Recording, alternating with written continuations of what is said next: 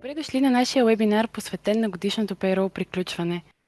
Казвам се Дона Мария и много се радвам, че днес имаме възможността да обсъдим заедно и да си припомним стъпките на така важното събитие в края на годината – payroll приключването. Аз съм част от Customer Support отдела на SB, а заедно с мен днес са и менеджер Payroll отдел Наташа Статева, която ще ни обясни защо е важно да изпълним всички стъпки от приключването, в какви срокове трябва да го направим, както и ще отговори на възникналите въпроси. С нас е юрист-консулт Адриана Димитрова, която пък ще ни припомни най-важните моменти от така актуалната към днешна дата тема – преминаването към еврото. И преди да минем към същността на вебинара, бихме искали да споделим малко за нашата компания. Като водеща в сферата на изнесените бизнес услуги в България, ние сме доверен партньор на над 300 компании и нашите решения обхващат няколко основни направления, за които ще ви разкажа накратко. Payroll услуги. Цялостно управление на процесите по изчисляване, обработка и изплащане на възнаграждения, включително управление на болнични, майчинство и възнаграждения на цели мениджърски екипи. Обработваме повече от 28 000 фиша месечно. HR услуги и електронно трудово досие. Водим над 10 000 електронни трудови досиета и помагаме на нашите клиенти с дигитализацията на HR администрацията, ежедневната HR асистенция и управлението на отпуските. Счетоводни услуги. Работим с всички международни финансови системи и предлагаме от пълно счетоводно обслужване през счетоводство за отчетни нужди до ДДС отчетност и акредитирано фискално представителство за чуждестранни фирми. Legal and Compliance услуги. Оказваме съдействие при регистрация на дружества, изготвяне и преглед на договори, получаване на разрешителни и лицензии, както и гарантираме пълно правно съответствие при работа с институции и чуждестранни служители. Като доверен партньор на бизнеса в България вече 35 години, днес ще ви споделим и най-важните акценти и практически насоки, свързани с приключването на годината в payroll процесите. А сега, Наташа, защо payroll приключването е важно и какво представлява то в същността си? Годишното payroll приключване е процес, при който всяка година, месец декември, основният работодател по трудово правоотношение извършва годишно изравняване на авансово удържание през годината и дължимия данък общ доход на всеки служител, като в резултат на това се довнася или връща от внесената сума. Това е необходимо да се направи, защото през годината може да са настъпили ред събития, които следва да бъдат анализирани и отразени в payroll-а. Пример за такива събития са промяна на работодателя през годината, работа по повече от едно трудово правоотношение, получаване на ТЕЛК през годината и други. Годишното изравняване на данъка се прави в месец декември, като следва да се подчертае, че се отнася за всички активни към 31 декември служители. Защо е важно да се преизчисли данък общ доход на годишна база? Важно е, защото при годишното изравняване служителите могат да се възползват от различни видове данъчни облекчения, като например данъчни облекчения за деца, за доброволни застраховки, за ТЕЛК. За да протече гладко този процес, е добре подготовката за него да започне още в началото на месец ноември, като е необходимо всеки работодател своевременно да уведоми своите служители какви документи и в какви срокове трябва да бъдат предоставени, за да могат да бъдат събрани и изпратени за обработка до датата на обработка на декемврийския payroll.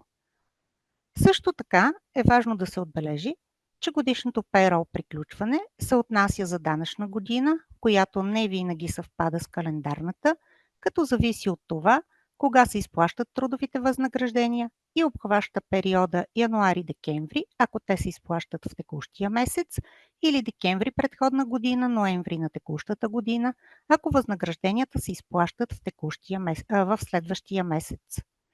Както споменах по-горе, годишното изравняване на данък общ доход се извършва в месец декември, но подготовката за него започва още в месец ноември и приключва в началото на следващата година с подаване на редица справки към държавните институции, като тук бих искала да спомена някои важни срокове през 2026 година, касаещи всички работодатели. В срок до 31 януари на следващата година всички работодатели следва да декларират пред Инспекцията по труда положения извънреден труд през 2025 година. Също в срок до 31 януари всички работодатели следва да уведомят своите служители за баланса на неизползвания платен годишен отпуск от предходни години, които се прехвърлят за използване през 2026. В срок до 28 февруари следва да се подаде справката по член 73 алинея 6 от ЗДДФЛ за получените през 2025 година доходи от всички трудови правоотношения и също до 28 февруари следва да се подаде справката по член 73.1 от ЗДДФЛ за получените през 2025 година доходи от всички извънтрудови правоотношения. А сега Дона Мария ще припомни компонентите на годишното payroll приключване и ще ви запознае с нашите тулове, с помощта на които бихте преминали по-лесно през този процес.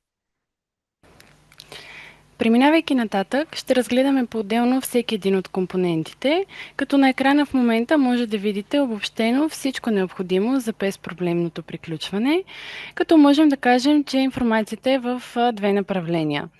Част от нея се предоставя директно от работодателя, а останалата се събира от служителите посредством работодателя. На първо място ще обсъдим нещата, които се изискват от вас като работодател. Съгласно законовите изисквания, работодателят трябва да подаде информация за необлагаемите доходи по трудови правоотношения посредством справка по член 73.6, в която се съдържат данни за дневни командировъчни над 1000 лева, ваучери за храна на стойност до 200 лева, социални разходи за работодателя до 60 лева на месец за допълнително доброволно пенсионно осигуряване, допълнително здравно осигуряване и или застраховка живот. Като тук бихме искали да обърнем внимание на нашите клиенти със следното уточнение. Както знаете, от началото на 2025 година стана задължително работодателите да подават информация за ваучерите за храна, допълнителното здравно и пенсионно осигуряване, както и за застраховка живот на месечна база.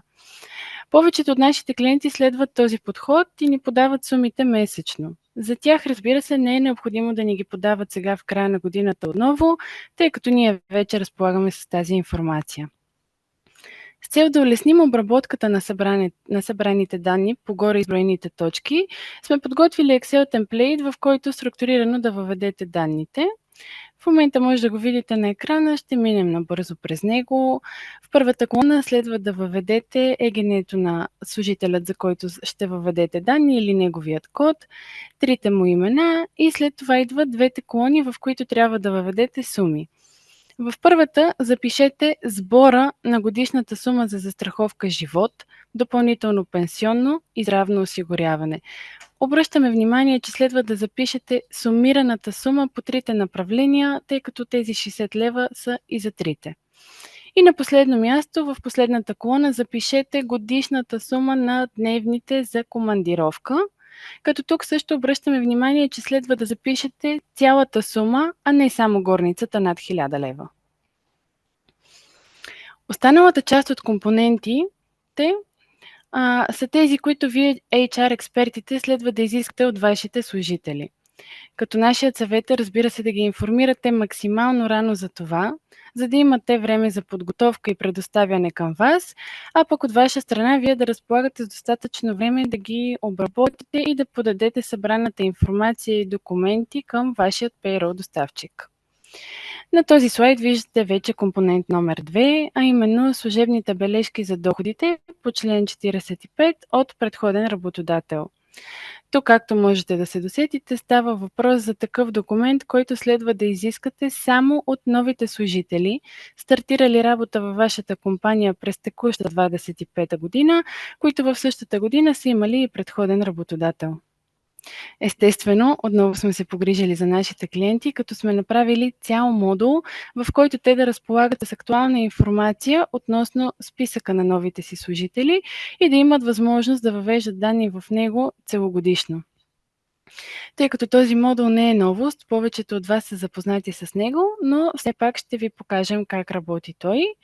Като докато зареждаме тези слайдове, бих искала да отбележа, че той е напълно безплатен, така че призоваваме ви, използвайте го. За да го достъпите, трябва да влезете в така познатият на нашите клиенти WebTools. Влизайки в него, отляво на екрана ще видите меню Payroll Input, след това Tools и след това Income Certificates. В момента, в който изберете Income Certificates, ще видите това, което в момента се визуализира на екрана, а именно списък с всички служители, които са стартирали през 2025 година. До името на служителят седят два бутона – зелено плюсче и червен бутон. Избирайки зеления плюс, вече ви въвежда в полета, в които трябва да сложите информацията от служебната бележка по член 45. В момента, в който започнете да работите, ще видите, че има падащо меню, от което да изберете типа доход и след това започвате въвеждане на сумите от служебната бележка. Следващият бутон, червеният, е там, за да може в случай, че този човек, който е започнал и ви е информирал, че няма възможност или не желая по някаква причина да предостави служебна бележка от предходен работодател, не забравяйте, че това е негово право. Избирате този бутон, за да изчезне той от менюто от дашборда с всички служители, които следва да изискате такъв документ и просто да знаете, че сте отбелязали, че този човек няма да ви предостави. В момента виждаме и експорт бутон. Това е другата функционалност на модула, която е така доста полезна и важна за вас като работодател, защото можете да сваляте два вида Excel справки вече с структурираната информация, която сте въвели служител по служител. Единият вид е Pending Contracts, където всъщност ще излезе списъка от тези служители, които все още не са ви предоставили бележка. Тоест, изключили сте тези, които са ви уведомили, че няма да предоставят такива, тези, които са ви дали, вече сте въвели и сваляте един Excel, за да видите кого още чакате и дали не е време, може би, да му напомните отново. Другият вид Excel се казва Income Certificates. Тук вече сваляте въведените данни по един структуриран вид, който е необходимият за предоставяне на вашия payroll доставчик. По този начин вие му давате готови данни, а не документи. Призоваваме тези от вас, които до момента не са се възползвали от модула, да го направят, тъй като освен, че ще ви помогне да обработите необходимите данни, ще бъде и много полезен за проследяване и управляване на процеса, както сами видяхте, само с няколко клика. Ако някой от нашите клиенти към момента няма достъп до модула, но желая да го използва тази година, може да пусне имейл до така познатият за тях имейл на support@sb-bg.com и неговият акаунт менеджер ще се погрижи да подсигури необходимия достъп приоритетно. Обръщаме внимание и, че функционалностите на системата ни позволяват да дадем ограничен достъп само до този модул, в случай, че колегата от ваша страна, който ще въвежда данните от служебните бележки, не следва да вижда останалите компоненти и модули от WebTools, които съдържат допълнителна информация за служителите и техните възнаграждения. Продължавайки нататък, ще разгледаме информацията, която е насочена и следва да се изиска вече от абсолютно всички служители на вашата компания. На първо място това са застраховките, като тук вече говорим за доброволни лични служителски застраховки.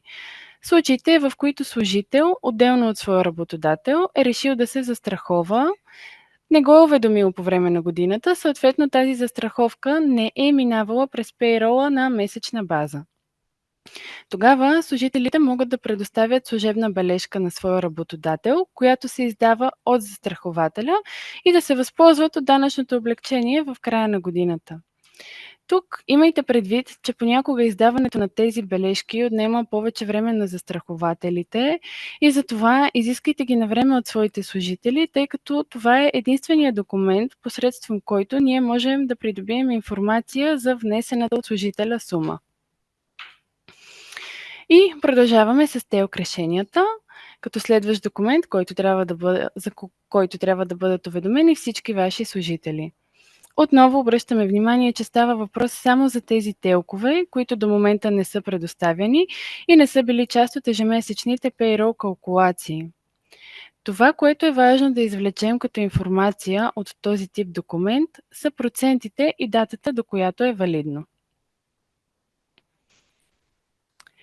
И като последен документ, но разбира се не по важност, ще поговорим за декларациите за данъчните облекчения на родителите с деца до 18 годишна възраст и деца със специални потребности.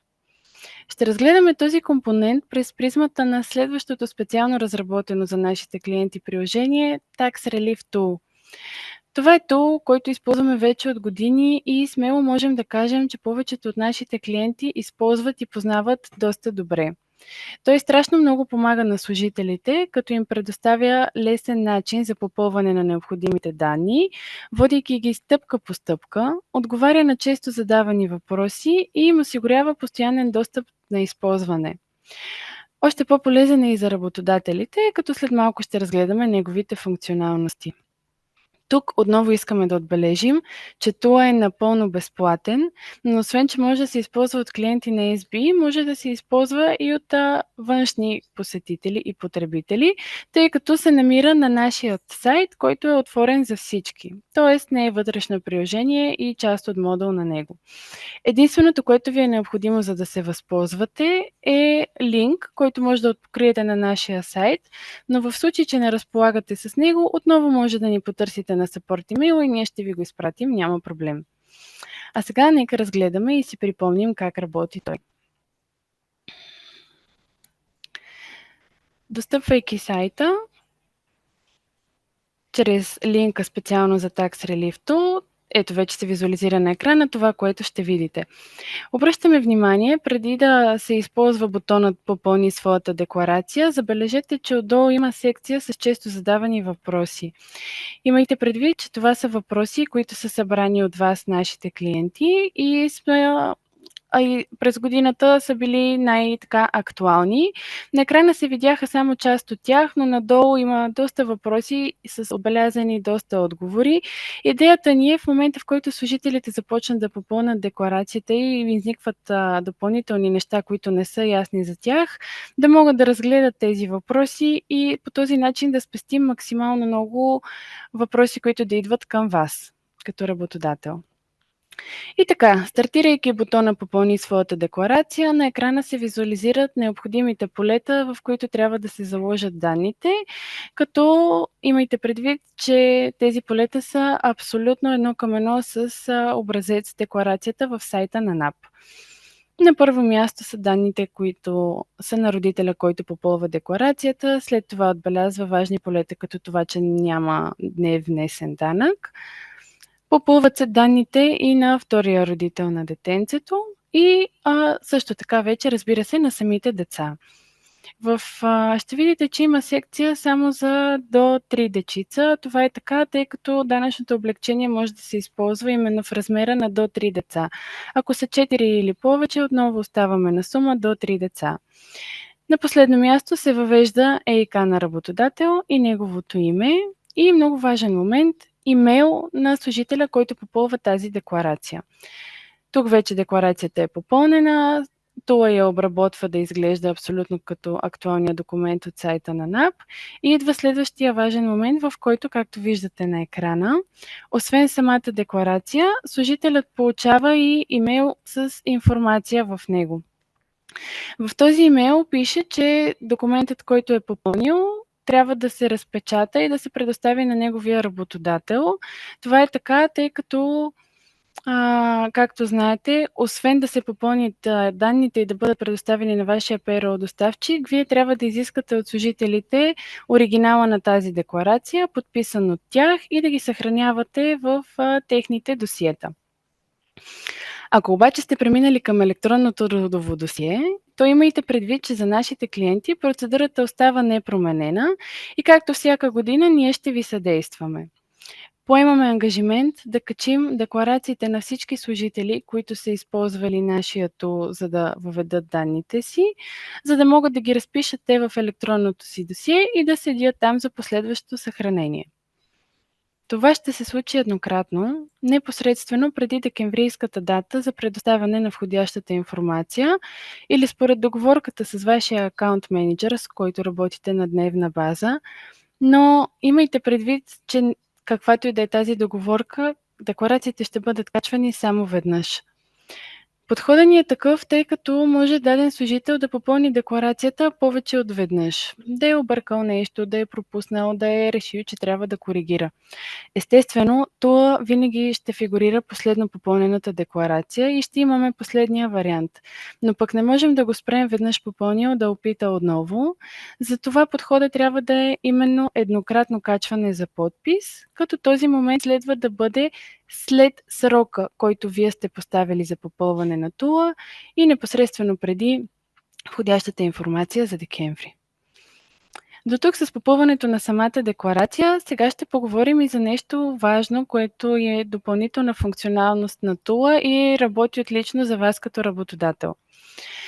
Това, което тула прави, освен да генерира декларация, е да генерира и Excel справки. В този Excel са отразени всички необходими данни, които следва да се включат в декемврийския payroll и необходимо да предоставите към нас. Колегите, които работят с нашите клиенти на ежедневна база, ще получават ежеседмичен ремайндер с информация относно всички служители, които са попълнили и техните работодатели. Тези справки ще бъдат изпращани на вас, нашите клиенти, за да може вие да проследявате как се движат служителите, да отбелязвате кой е попълнил декларацията си и от кого следва да съберете оригиналите на този документ. Съответно, финалният вариант на този Excel за нашите клиенти ще бъде необходим като част от входящата информация, като подчертаваме, че той трябва да дойде от ваша страна, а не ние да го свалим сами от тула. Това е така, тъй като е важно и ще искаме да прегледате този Excel преди да го изпратите към нас, тъй като, както знаем, колкото и полезно да е дадено приложение или тул, все пак има служители, които обичат старомодния начин, попълването на документи на хартия и може да предпочитат да попълнат своята данъчна декларация по образеца на НАП. В този момент ще очакваме в Excel да добавите неговите данни, за да може той да е пълен с информация за всички служители и съответно да го изпратите като част от входящата информация за декември. Това, което искаме да отбележим като последна точка във връзка с данъчните декларации за облекчения за дечица е, че тази година няма промени и не очакваме да има такива. Сумите на облекченията остават същите. Не очакваме и промени в самия формат на декларацията, тъй като доста от нашите клиенти се притесняват какво ще се случи, ако служителите вече са започнали да използват тула, да го попълват, но след това има някаква промяна. Не се притеснявайте. Практиката ни показва, че тези промени са козметични и не се налага допълнително да се попълват наново декларациите. И последно за този тул, порталът ще бъде отворен на 1 ноември, така че избирайки дата, на която да информирате служителите си, че могат да започнат да го използват, 1 ноември е готовността от наша страна. И така, след като разгледахме всички компоненти на годишното payroll приключване, е време да направим кратко резюме на важните стъпки, да разгледаме евентуалното възникване на проблеми по време на процеса и решенията, които ние ви предлагаме. Както вече видяхме, приключването е един обемен процес, който по стандартния си начин е трудоемък. Отнема време, изисква събиране и окомплектоване на доста и различен по вид документи, като разбира се през цялото време следва да бъде законосъобразен и точен. Едно от най-важните неща, които следва да подготвите и планирате възможно най-рано, е вътрешна комуникация към вашите служители. Дайте им информация какви документи следва да ви предоставят и какъв срок имат да го направят. Както Наташа каза още от самото начало, не просто препоръчително, бихме казали почти задължително, е този процес да започне в началото на ноември месец. Просто за да си осигурите плавно преминаване през него. Разбира се, както видяхте, ние също сме помислили и сме се погрижили за обезпечаването на този процес, като тук е момента, в който да ви споделим, че всичко, за което си говорим днес, ще бъде актуално на нашата страница, за да може нашите клиенти да имат кампания, която ги води стъпка по стъпка през целия процес. Разбира се, да не забравяме, че имате акаунт менеджери, на които може да разчитате ежедневно и в случай, че има нещо допълнително, не се колебайте да ни потърсите.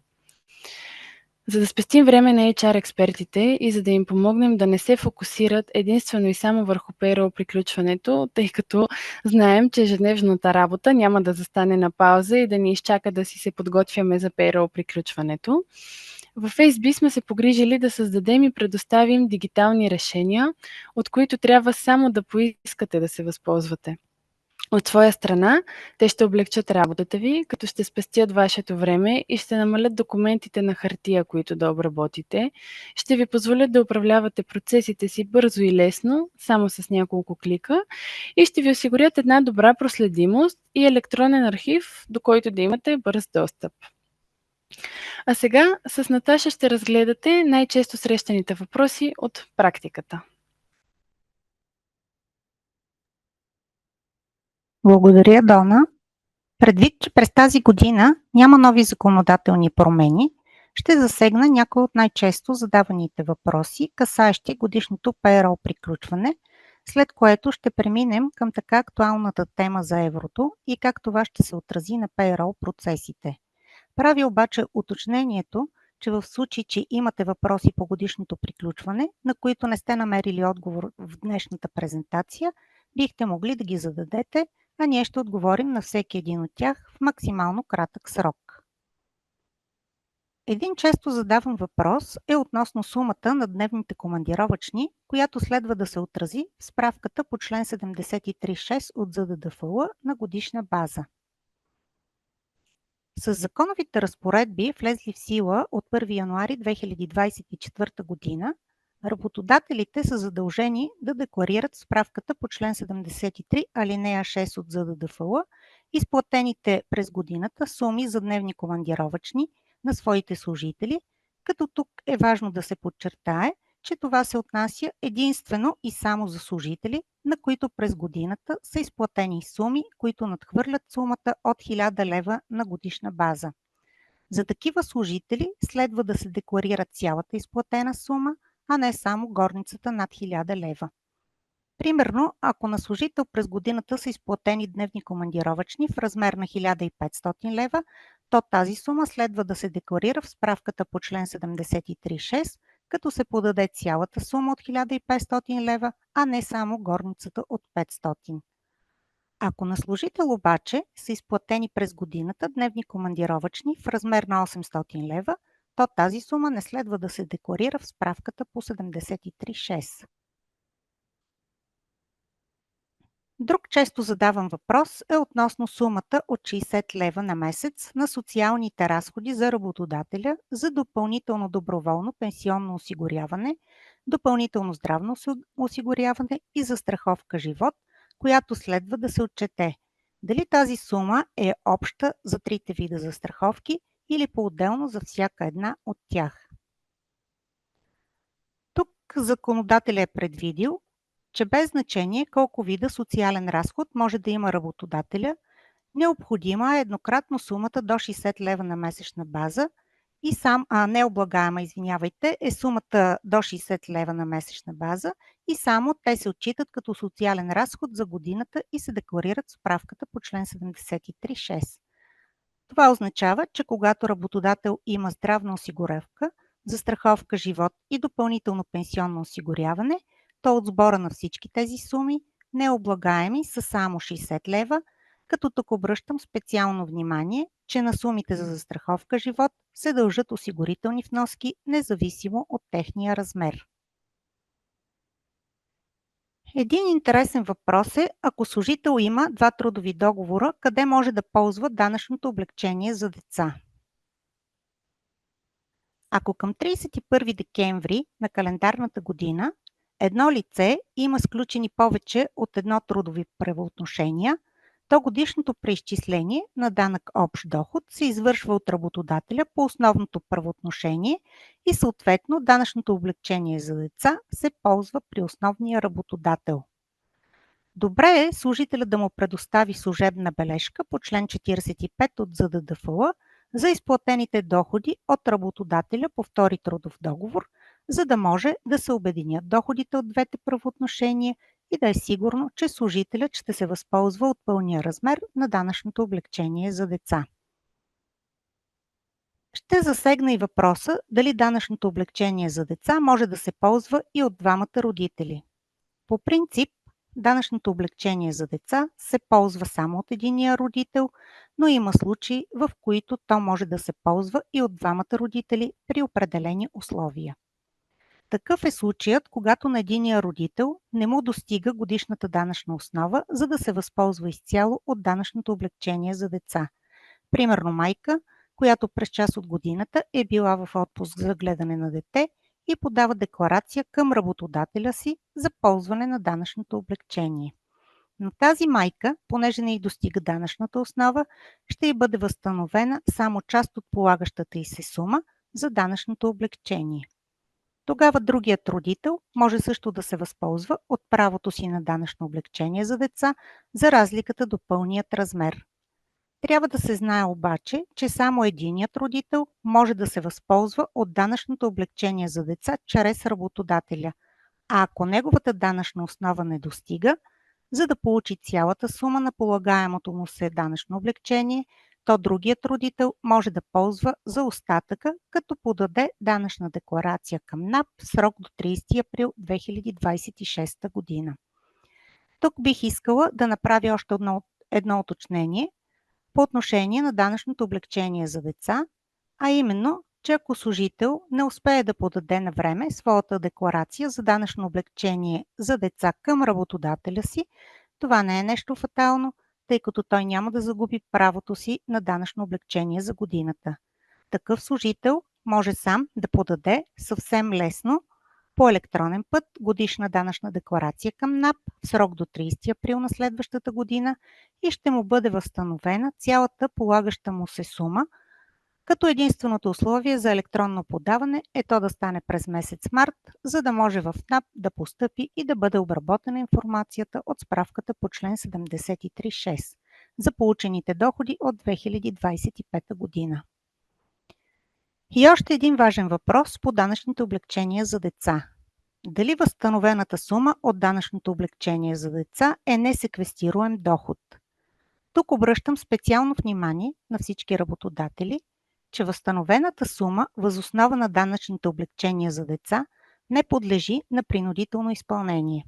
Тоест, тази сума е несеквестируем доход и това е залегнало в закона по предложение на омбудсмана на Република България и е в сила от 1 януари 2023 година. Така че в случаите на запор, възстановената сума от данъчното облекчение за деца следва да се изключи от сумата за изчисляване на запора. И един въпрос, който заслужава да му бъде обърнато специално внимание, е какво се случва, ако служител получи ТЕЛК решение през месец декември.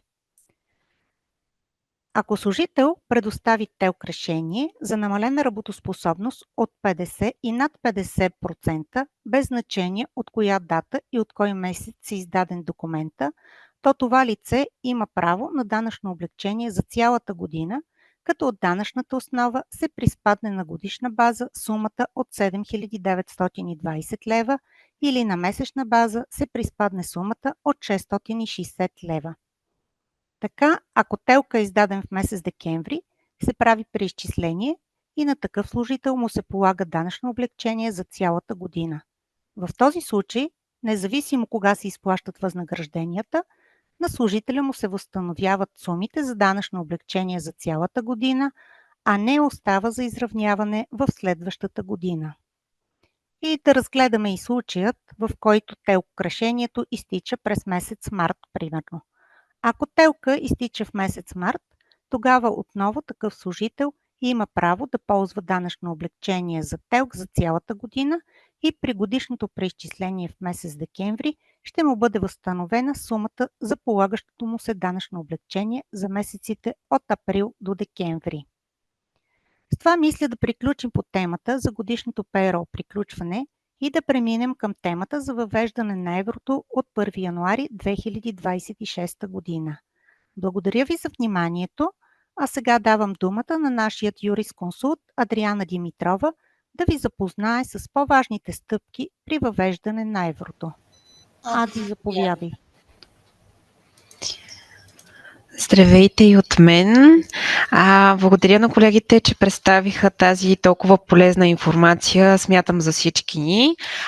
Сега е време да кажем и няколко думи за така актуалната тема за преминаване към новата валута, а именно еврото. Днешното изложение така се опитахме да разделим на две части. В първата част ще ви разкажа кои са най-важните законодателни правила, на които всички трябва да обърнем внимание и да имаме в предвид. Докато също така сме се опитали да дадем и някои практически съвети, които вярвам ще са полезни за всички вас. На първо място, кои са основополагащите дати, на които да обърнем внимание? Първата дата е на въвеждане на еврото. Както предполагам всички вие знаете, това е 1 януари 2026 година. Като важно да споменем е, че след тази дата официална парична единица за страната ни ще бъде еврото, но преди това ще бъде само левът. Другият важен момент или по-скоро период, на който е хубаво да се спрем, това е периодът на двойно обозначаване на цените на стоките и услугите. Сега законът вече фиксира този период в ясни граници. Той стартира от 8 август 2025 година и приключва на 8 август 2026 година, т.е. за период от една година. И последният на период, на който да обърнем внимание, това е периодът на двойно обращение на лева и еврото. Той продължава само един месец от приемането на еврото 1 януари 2026 година до 1 февруари 2026 година. Сега, след като се спряхме на тези основополагащи дати, е важно също така да обърнем внимание и на официалния валутен курс, както и на правилата за превалутиране и закръгляване. Правила, без които всъщност няма как да продължим и които засягат всички сфери от живота ни, от обществения живот. На първо място официалния валутен курс. Той остава непроменен, неотменимо фиксиране и се равнява на 1 евро, всъщност е равно на 1.95583 лева. Т.е. както беше и до момента. За момента няма промяна. По отношение на правилата за превалутиране и закръгляване. Няма да се спирам на математическите правила, просто за целите на днешния вебинар е излишно, но само с няколко думи ще спомена, че когато извършваме превалутиране, следва числовата стойност в левове да разделим на пълната числова стойност на официалния валутен курс. Тоест, когато се извършва това деление, не следва да има съкращаване на валутния курс. Това е така важно правило, което да се има в предвид. И по отношение на закръгляването, само ще спомена, че след превалутиране, получената сума следва да се закръгли до втория знак след десетичната запетая на база на третия знак. И тук отново няма да се впускам в математически правила, но това, на което искам да обърна внимание и което всъщност е важно, е, че така законът въвежда едно специално правило, което се отнася до трудовите възнаграждения, обезщетенията, паричните и социалните помощи и пенсиите. И това правило всъщност е по-благоприятно за служителите и гласи, че ако третият знак след десетичната запетая е по-голям от 0, то вторият знак след десетичната запетая следва, забележете, да се увеличи с една единица. И това правило общо взето проистича така от основният принцип, че служителите, работниците и служителите не следва да бъдат поставени в по-неблагоприятно положение. Другото правило, или по-скоро принцип, на който бих искала да обърна внимание, това е така нареченият принцип за приемственост и автоматично превалутиране на суми от левове в евро. Сега, от него всъщност можем да извадим два основни принципа. Първият е, че договори, в това число трудови, които са сключени преди 1 януари 2026 година, няма нужда да бъдат изменяни с анекс само с цел да се промени валутата на трудовото възнаграждение. Обратното. Ако те бъдат сключени след 1 януари 2026 година, тогава трудовото възнаграждение в тях трябва да се изрази в евро. Като тук включително това правило важи, ако се изменя трудовото възнаграждение след тази дата. И това правило можем да кажем, че се прилага и при гранични хипотези. Какво имам в предвид? Ако трудовият договор е сключен преди 1 януари 2026 година, но влиза в сила преди тази, т.е. след тази дата, извинявам се, то сумата в трудовия договор следва да се изрази в лева. И другият важен извод, на който можем да си изведем от този принцип, е, че трудовите възнаграждения след 1 януари 2026 година следва да се изплащат в евро. Преди тази дата те следва да се изплащат само в лева, тъй като левът към тази дата всъщност ще бъде все още официална парична единица за страната ни. Друго важно правило касае превалутирането на банковите сметки. Към датата на въвеждане на еврото, 1 януари 2026 година, банките автоматично ще превалутират салдата по банковите сметки. Сега, какво е хубаво да обърнем внимание тук? Първото нещо е, че IBAN на банковите сметки няма да се променя. Ако обаче едно лице има банкова сметка в евро и така в лева при един и същи доставчик на платежни услуги, то в този случай разполага с двумесечен срок от датата на въвеждане на еврото, в която може да поиска закриване на едната сметка и прехвърляне на положителното салдо по нея към другата сметка, като запази условията по сметката, по която тези средства ще се прехвърлят. И друг извод, който можем да си изведем тук е, че платежни операции, които преди 1 януари 2026 година са били инициирани в левове и ще бъдат приключени на 1 януари 2026 година или след това, следва да се изпълнят в евро. Друго важно правило касае така нареченият период на двойно обозначаване на цените на стоките и услугите. Сега в FSB доста често получаваме запитвания в тази посока. Вярвам, че така всички се интересуват докъде се простира неговото приложно поле. Като най-важното, на което е хубаво да обърнем внимание тук, е, че това правило се отнася само за отношения, в които от другата страна стои лице с качеството потребител. Тоест, това е всяко физическо лице, което като страна по договор по този закон действа извън рамките на своята търговска или професионална дейност. И какво можем всъщност да си изведем от това? Всъщност, правилото за двойно обозначаване не се прилага в отношенията работодател-служител. Следователно, работодателят няма задължение в този период да издава фишове и в двете валути.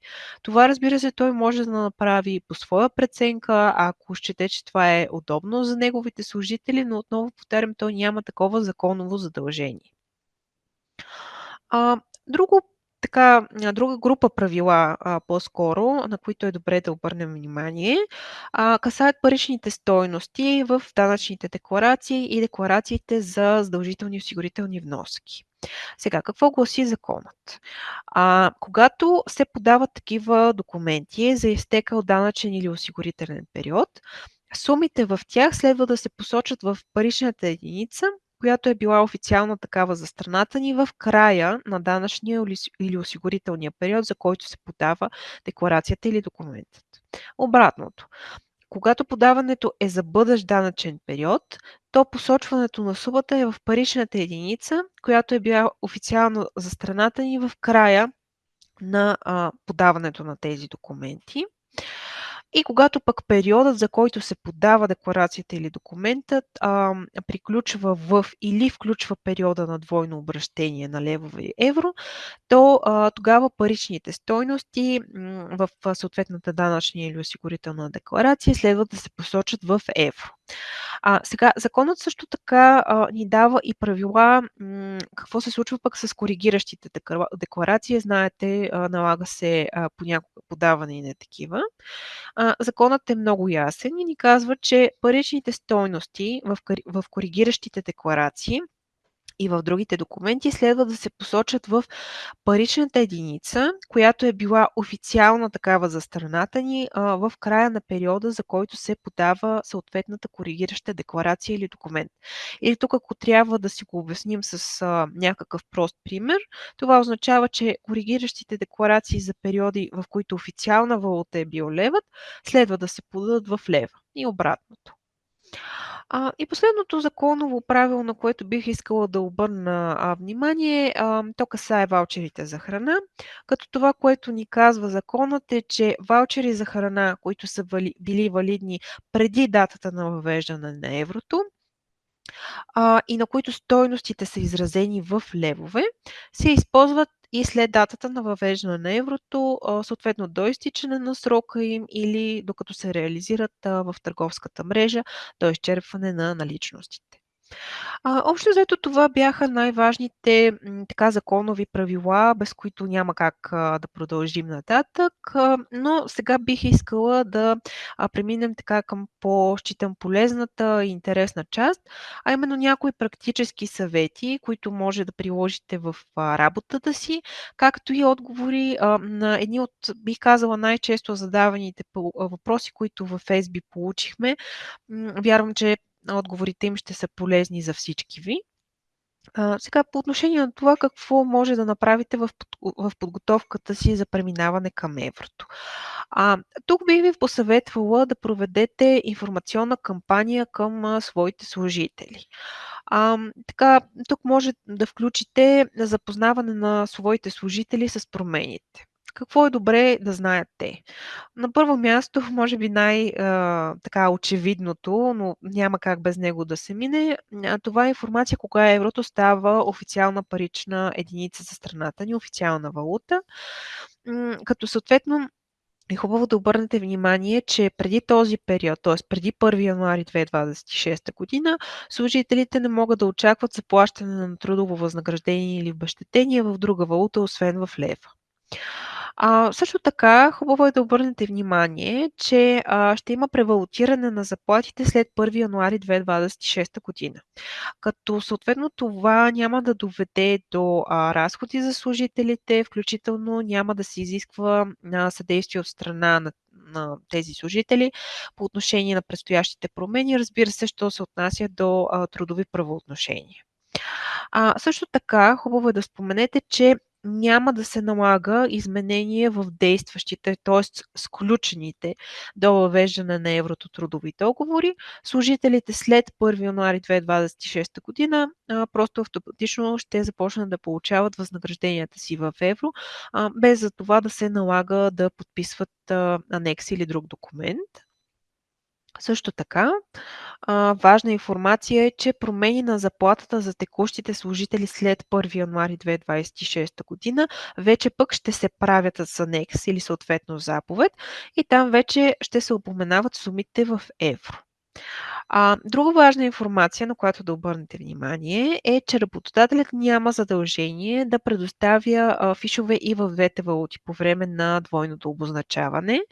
Разбира се, както и преди малко споменах, работодателят може да направи това, ако прецени, че това е удобно, както за него, така и за неговите служители, но няма такова законово задължение, следователно служителите не могат да го изискват от него.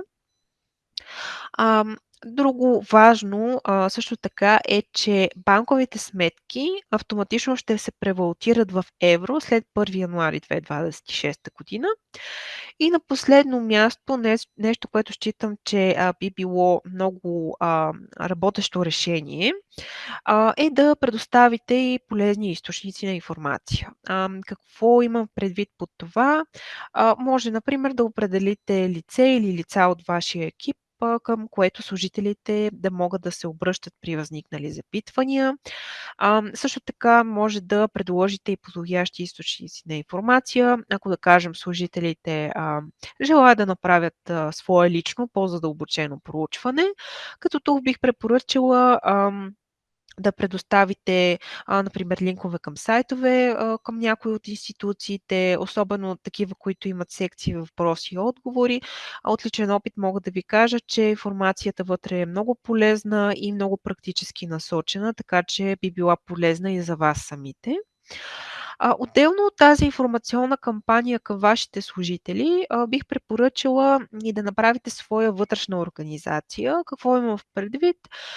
Добре е да дадете конкретни указания към лицата, които ще се занимават с обработка на трудово-правна информация и документация. Например, може да подготвите обучение на вашите HR и payroll отдели, което бих препоръчала да включва общо взето две основни точки. Първото нещо е да се премине към изготвяне на вътрешни указания за това какви са правилата за превалутиране и закръгляване и най-вече какво гласи специалното правило, на което обърнах внимание още в началото, за закръгляване при трудови възнаграждения и обезщетения. Съответно, какви са правилата за подаване на данъчни декларации и декларации за задължителни осигурителни вноски. И второто нещо, на което бих се спряла, е да изготвите примерни фишове и да извършите симулация на трудови възнаграждения в евро. Това при всички положения ще ви даде някакъв ориентир как биха изглеждали нещата вече след като официално приемем еврото като валута. И още нещо, което бих препоръчала, това е преглед на вътрешната документация. Тук визирам всички документи, които компанията използва като темплейти и съответно в тях се съдържа информация за суми с валута лева. Те следва да бъдат ревизирани така, че да отразяват новата валута. Тук разбирайте темплейти на трудови договори и друг вид трудовоправна документация, счетоводна документация, ТРЗ отчети, декларации и фишове, общо взето всички такива документи с такава насоченост. Така че вярвам това ще ви е от полза. И сега бих искала да преминем пък към тези въпроси, които вие като наши клиенти зададохте и които така забелязахме, че доста ви вълнуват и имате нужда от отговори на тях. Първият такъв въпрос е в каква валута следва да се изразяват трудовите възнаграждения, договаряни в трудови договори, изключени съответно преди и след 1 януари 2026 година. Аз общо взето покрих този въпрос и малко по-горе, но смятам, че ще е много полезно за всички ни да го спомена още веднъж. Тук бих могла да разделя 3 гранични хипотези. В първата, когато трудовият договор се сключва, съответно влиза в сила преди 1 януари 2026 година, в този случай сумите следва да се договорят в лева. Обратното, когато трудовият договор се сключва, съответно влиза в сила след 1 януари 2026 година, в този случай сумите в него следва да се изразят в евро. И третата, бих казала гранична хипотеза, когато трудовият договор се сключва преди 1 януари 2026 година, но пък влиза в сила след 1 януари 2026 година, то в този случай сумите следва да се договарят отново в лева и причината за това е, че водеща съгласно принципа на закона е датата на сключване на този договор. Тя е определящата, когато се чудим в каква сума следва да се договорят страните. Като тук едно нота бене, текущите, т.е. сключените преди 1 януари 2026 година трудови договори не следва да се изменят с анекс само поради промяната на валутата, но трудовото възнаграждение следва да започне да се изплаща в евро след 1 януари 2026 година. Друг въпрос, който вече покрих, но бих искала отново да представя, това е следва ли фишовете да се изразяват и в лева, и в евро в периода на двойно обозначаване. Не, няма такова задължение за работодателите, тъй като, както споменахме, двойното обозначаване касае само правоотношения, в които една от страните е потребител. Въпреки това, вие може да направите това по свое усмотрение и за ваше удобство и такова на вашите служители. Друг често задаван въпрос, и който вярвам е много практически полезен. Това е какво се има предвид под възнаграждение за положен труд. Когато си говорим за специалното правило за закръгляване, съответно всеки елемент от начисленията и удръжките ли следва да се закръглява по-отделно или пък да кажем се закръглява само сумата за получаване. Сега, специалното правило за закръгляване следва да се отнася до всеки един елемент от тези възнаграждения, които действат като съставна част на така наречената обща сума за получаване, включително производните от други начисления. Закръглението по-отделно на всеки един елемент от начисленията, определящи възнаграждението, следва да се направи и най-вече с оглед осигуряване на една по-добра прецизност, информираност и отчетност, крайна сметка и за двете страни. Тук обаче бих искала да спомена и още две важни неща. Обезщетенията за временна неработоспособност следва да се закръгляват по специалното правило за закръгляване на трудови възнаграждения, т.е. в полза на служителите. Когато обаче говорим за удръжки, при тях следва да се приложат общите правила за закръгляване, а не специалното правило, тъй като лицето би било поставено първо в едно по-неблагоприятно положение и второ, защото законът изрично не включва удръжките, когато въвежда това специално правило за закръгляване. Така, друг актуален въпрос е: могат ли да се правят плащания в евро към институциите преди 1 януари 2026 година? Краткият отговор е не. Плащане към институциите, както и в търговски обекти и други, може да се прави само във валутата, която е официална такава към момента на извършване на плащането. Така, ако да кажем, плащане се прави преди 1 януари 2026 година, то следва да се заплати в лева. Тук искам още веднъж да обърна внимание и на специалните правила за подаване на парични стойности в данъчни декларации и декларации за задължителни осигурителни вноски. Те касаят подаването на информацията за сумите, не и самото плащане на задължението. При плащане водещ е момента именно на самото плащане. Отделно от това, в периода на двойно обращение на левове и евро, в случаите, в които е допустимо плащане в брой на публични задължения, плащанията в брой съответно могат да се извършат и в левове. Друг така интересен въпрос е това как ще се засегнат гражданските договори и съответно договорите за управление и контрол. Както споменах, законът за въвеждане на еврото регулира един принцип, на база на който не се налага да се правят изменения във вече действащи договори, било то трудови, граждански, административни и въобще всякакъв друг вид договорки. Изплащането на възнаграждение така отново се изисква да се направи във валутата, която е била официална за периода на изплащане, с тази особеност, че при закръгляване не се прилага специалното правило за трудовите възнаграждения и обезщетения, а следва да се приложат съответно общите правила, които още в началото споменах. Общо взето с това се изчерпват интересните въпроси. Разбира се, ако имате нужда от повече информация за преминаване към еврото, както и отговори на ключови въпроси, може да откриете тази информация в записа на нашия SB Webinar "Преминаване към еврото". Вярвам, че също може да откриете много полезна информация.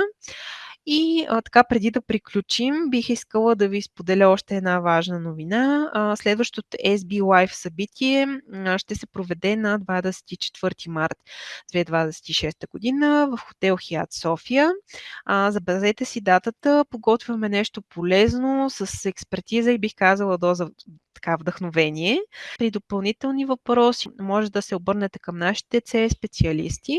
И с това бих искала да ви пожелая един спокоен ден и до нови срещи. Благодаря ви за вниманието.